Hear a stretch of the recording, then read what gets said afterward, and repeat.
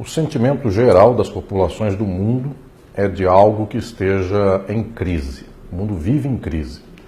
Esse sentimento está no Brasil, está arraigado por toda a população nacional, mas se nós verificarmos os povos do mundo, não há aquele que esteja numa fase boa de progresso econômico, de distribuição de riqueza, de inserção das minorias e dos grupos explorados nas sociedades.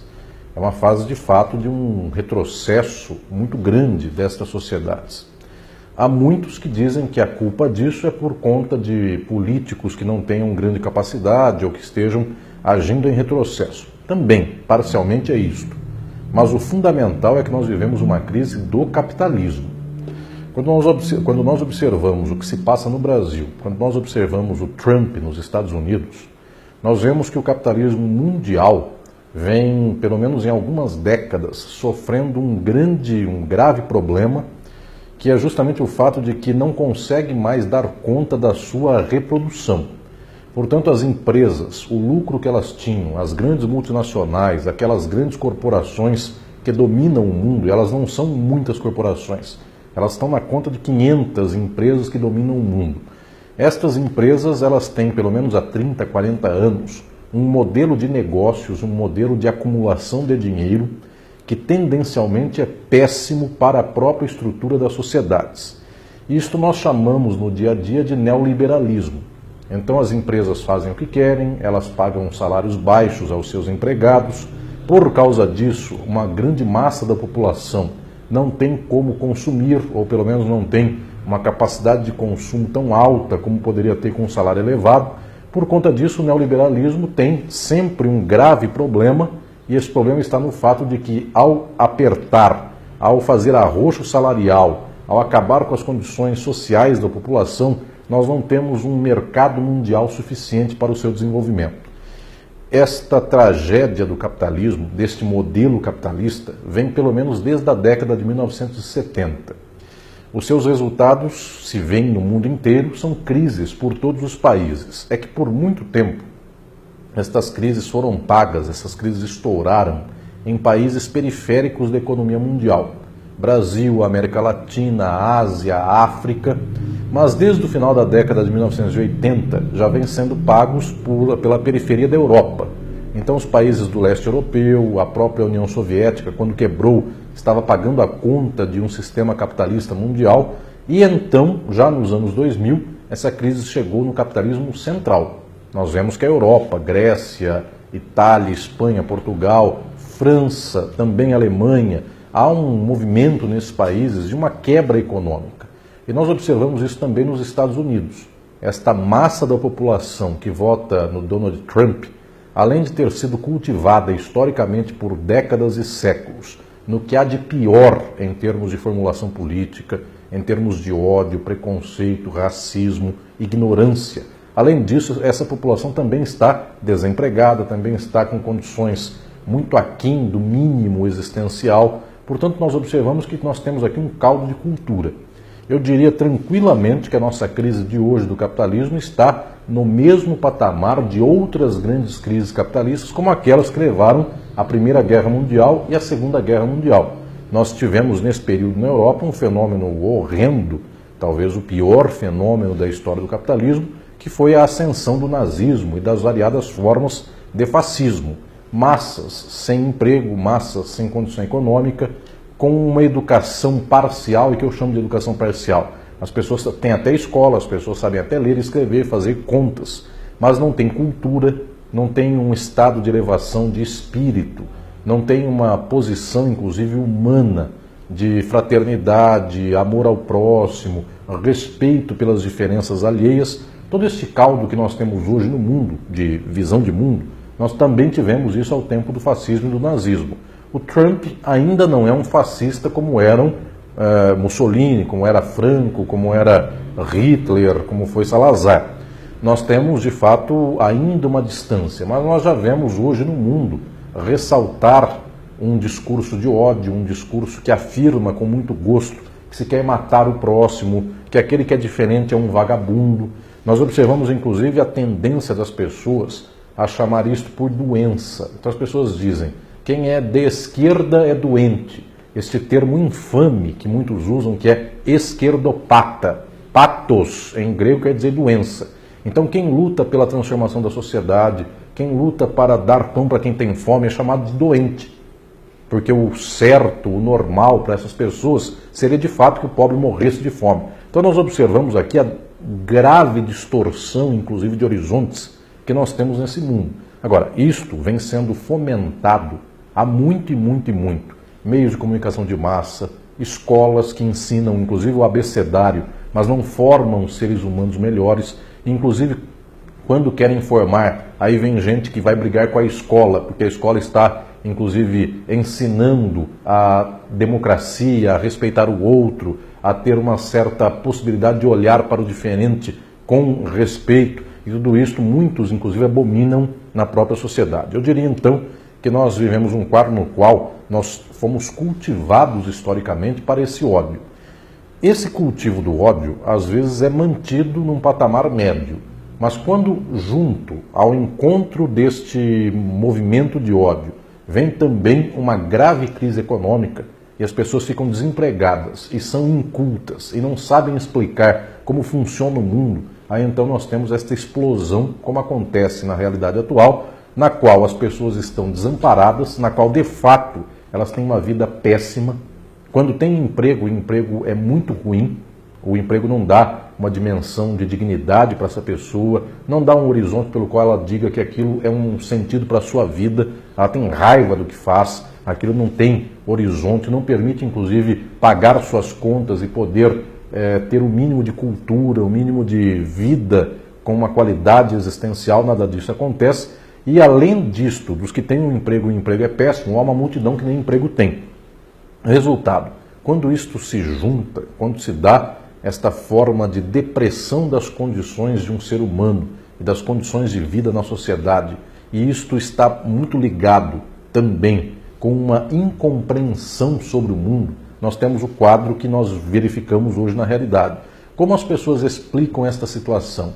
Elas descarregam o seu ódio naquilo que os meios de comunicação de massa dizem que são os responsáveis por este estado de coisas. E, em geral, não é nem a classe política toda, são certos setores da política, quase sempre, aqueles que são odiados pelos donos dos meios de comunicação de massa.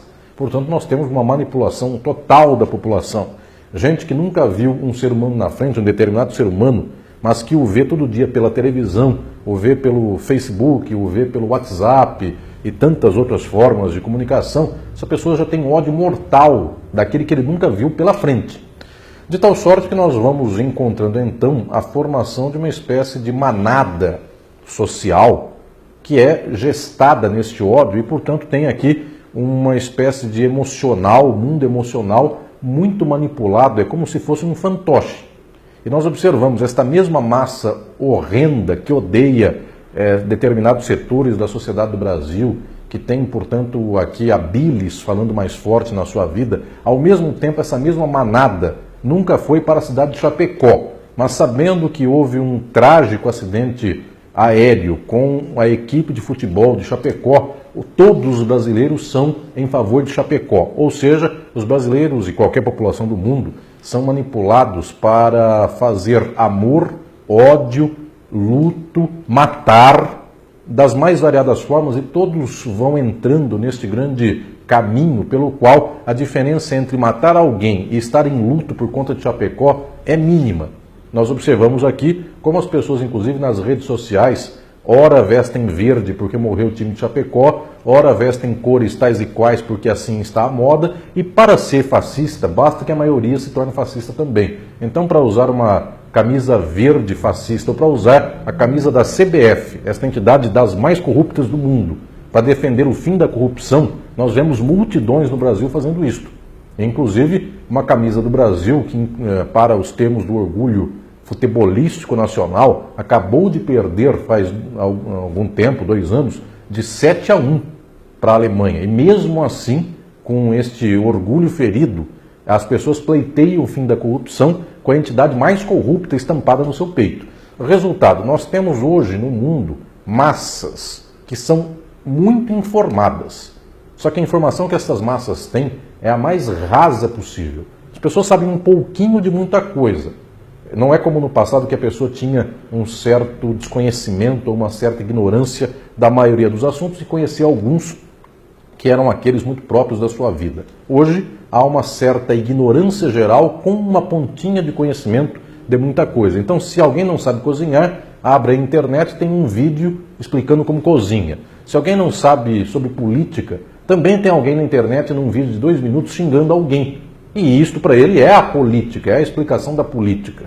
Ele não vai ler uma obra de Aristóteles sobre a política, ele não vai ler o que Rousseau escreveu sobre a sociedade, o que Marx escreveu sobre o capitalismo, o que Foucault falou sobre as minorias. Isto não está na conta da maioria da população. Quando eu digo que não está, está disponível para qualquer um. Basta tentar saber quem foi Foucault, Marx, Aristóteles, Rousseau. As pessoas teriam acesso rápido na internet a tudo isso. O que ocorre é que elas não vão chegar a isso.